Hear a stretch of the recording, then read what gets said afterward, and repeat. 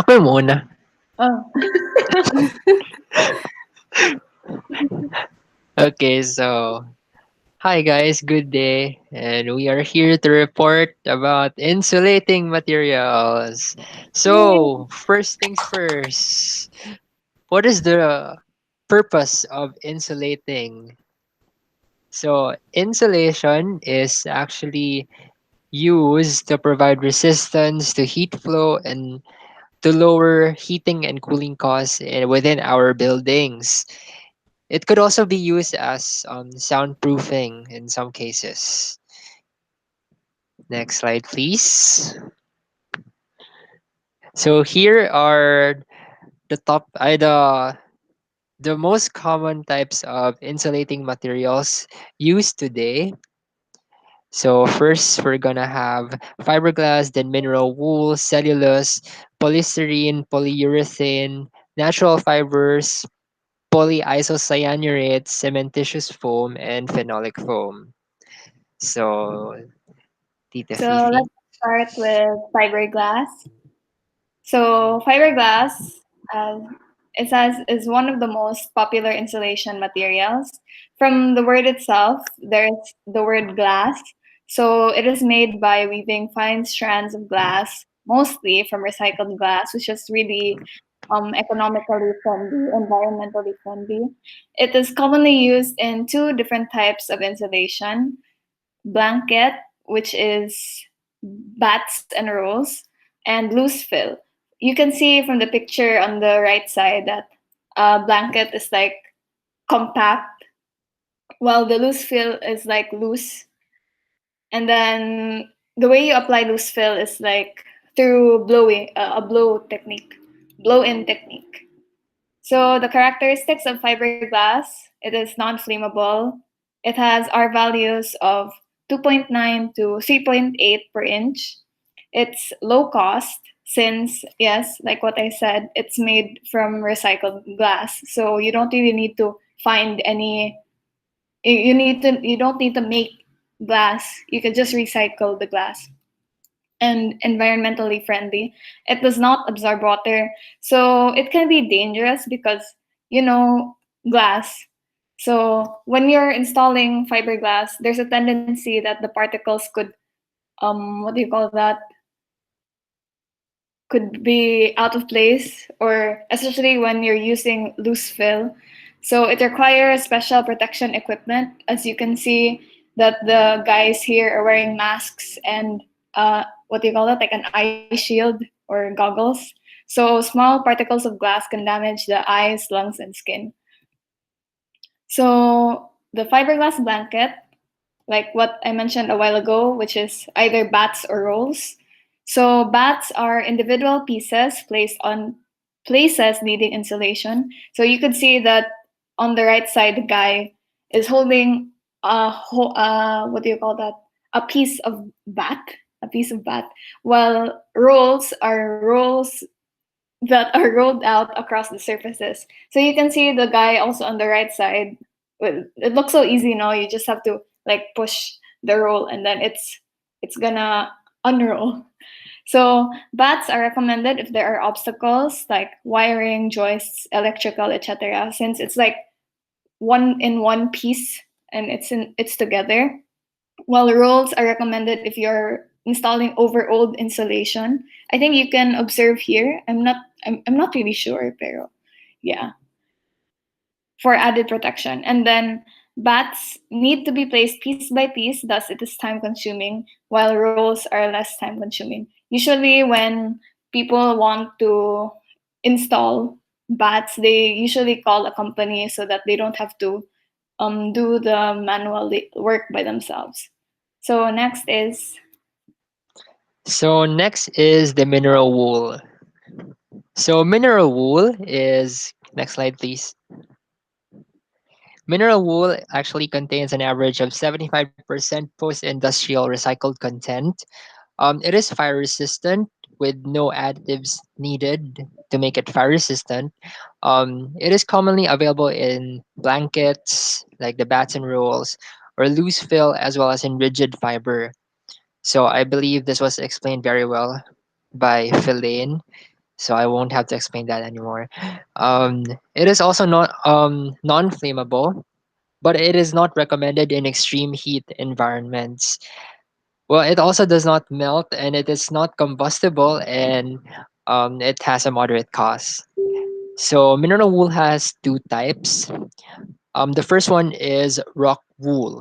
So rock wool is composed principally of fibers manufactured from a combination of aluminosilicate rock, which is usually basalt, blast furnace slag, and limestone or dolomite. So slag, if I were to explain this, this is actually like some sort of a residue from the manufacturing of steel.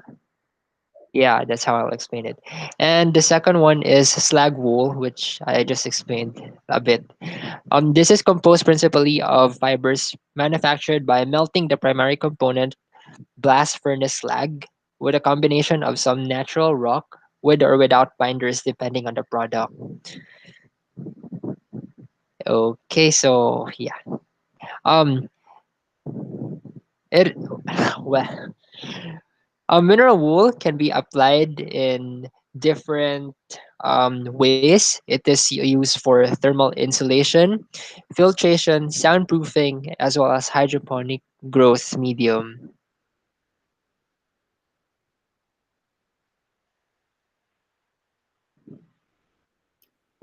Next, we're gonna talk about cellulose.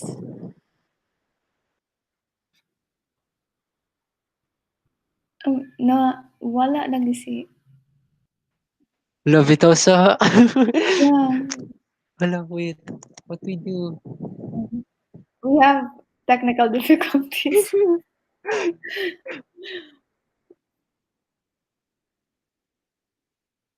Oh. Oh no, what if like the power outage or something? Yeah, na-appeal siya? I don't know. Wait, i-check daw sa messenger. Sorry, Yeah. guys. Yeah.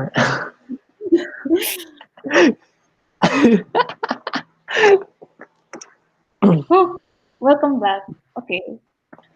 Hi, Ayan. sorry. It's your turn. Sorry, nawala ang wifi. Oh, sige. So, Okay. So next, we're gonna talk about cellulose by. uh, so cellulose is a is a insulating material that is made out of recycled paper products that is mainly newspapers. So its process is usually breaking down the paper into smaller pieces and using the said pieces, and the said pieces are then fiberized. It is one of the most eco-friendly forms of insulation because, again, it's recycled and it is available in both loose fill and blown-in versions. Next slide. So cellulose is 82 to 85% recycled and it inhibits airflow. It has mineral borate that is added for fire and insect resistance and requires no moisture barrier. The R values range from its R values range from R3.1 to 3.7 and is an excellent product for minimizing fire damage, as it has no oxygen because it is very compact. Because it is organic, it can generate allergies, which requires skilled workers for installation. It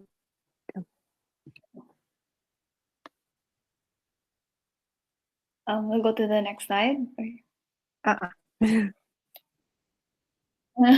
Okay, so next we're gonna talk about polystyrene. Polystyrene. The next topic is the polystyrene. Next slide, please. Polystyrene is a colorless and transparent thermoplastic. Polystyrene insulation is available in many versions: molded expanded polystyrene or MEPS, commonly used in foam boards and as small foam beads. Expanded polystyrene or EPS, made of small plastic beads fused together. Extruded polystyrene or XPS is a molten material that is pressed into sheets, also known as styrofoam. Next slide, please. Polystyrene has a few characteristics, and these are low cost but not environmentally friendly, so it's not suggested. Flammable, needs to be coated with a fireproof chemical. It is lightweight, it tends to accumulate static electricity, and it can be difficult to control. Excellent sound and temperature insulation. It is available in loose fill or small beads, concrete block insulation and insulating concrete blocks, insulating concrete forms or ICF, structural insulating panels or SIP, foam board or rigid foam. Next slide, please. So next, we're gonna be talking about polyurethane. So it is available in closed cell foam and open cell foam. You can see on the right side that it seems like the closed cell foam has some like a different kind of material on top of it, while the open cell foam is like even on both sides. So the closed cell foam possesses high density cells filled with gas, non-HCFC, which allows the foam to expand. The open cell foams are not as dense and are filled with air, producing a spongy texture when applied.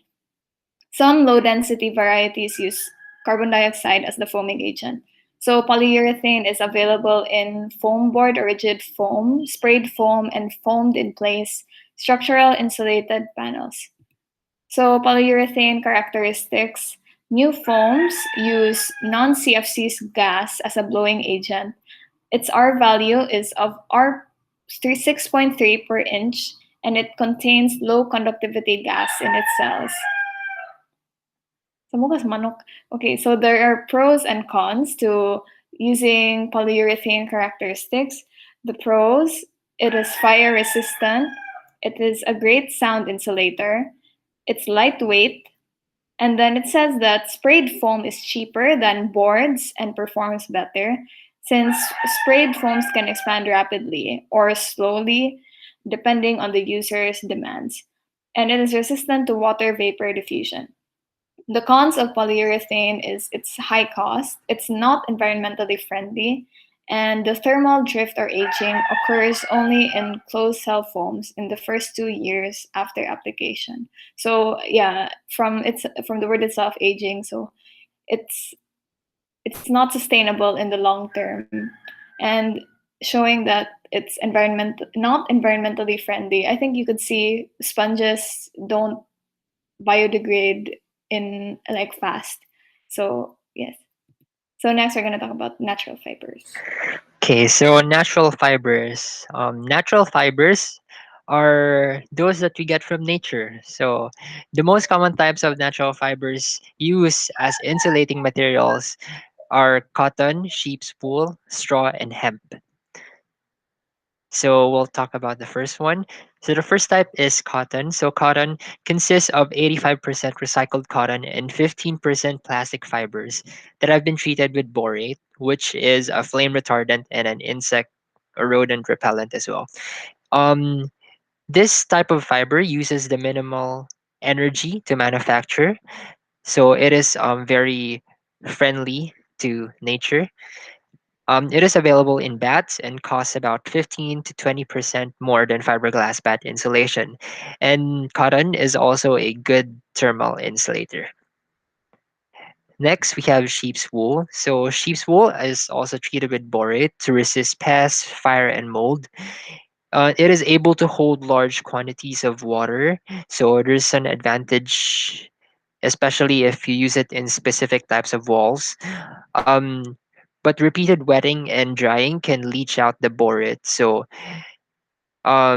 if this happens, kay, it will not be very effective na siguro, and it won't be able to resist pests, fire, and mold as well. So this is also available in bats and rolls, and it is also a good thermal insulator because the sheep's wool creates very tiny air pockets in the wool fibers, and these are able to trap air. So that's why. And the third one is straw. So this was developed in the 1930s. It is a process of fusing straw into boards without adhesives. The panels are usually 2 to 4 inches, around 5 to 102 millimeters thick, and faced with heavyweight craft paper on each side. So this is very effective in sound absorption, especially for interior partitions like in studios and stuff like that. This is available as boards or structural insulated panels or SIP. And lastly, we have hemp. So hemp is relatively unknown and not commonly used in other countries, but this is a composite material in which the plant's fibers are bound with another substance. So it has a low U value. So these values, there are actually values when we're talking about insulation. So earlier we talked about there were mentions on R value. So now we have U value. So the difference on R value, it's the measurement of thermal resistance, while the U value is the measure of how much heat passes through. So the lower the U value, the better the material insulates.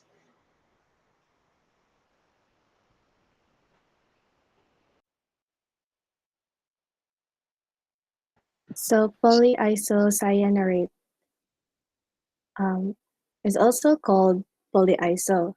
It is a closed-cell thermostat plastic that is similar to polyurethane.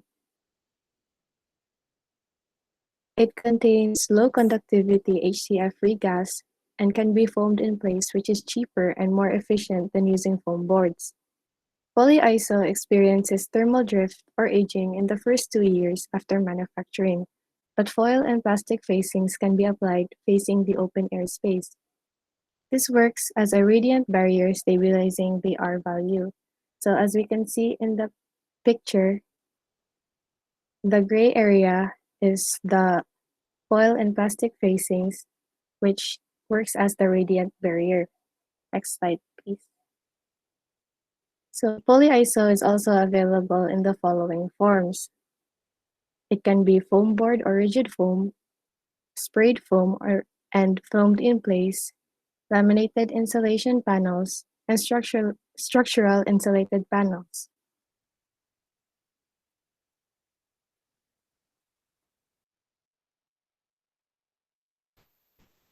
The next topic is cementitious foam. Next slide, please. Cementitious foam insulation is a cement-based thermal and acoustic insulation with an R value similar to fiberglass. It is installed as a foam with a consistency like shaving cream or a precast slabs. The current cost is similar to polyurethane foams. It is non-flammable and non-toxic. It is water-based. It does not expand on setting but may shrink slightly in open cavities. Slide, please. Phenolic foam is the next topic. Phenolic foam was somewhat popular years ago as a rigid foam board insulation. It is currently available as a foam in place insulation. Phenolic foam in place insulation uses air as the foaming agent. One major disadvantage of phenolic foam is that it can shrink up to 2% after curing, which makes it less popular today. Phenolic foam insulation is made by combining phenol formaldehyde resin with a foaming agent rather. When hardener is added to the mix and rapidly stirred, the exothermic reaction of the resin together with the action of the foaming agent causes foaming of the resin. Thank you and God bless. Christmas party na ta. Okay na, right?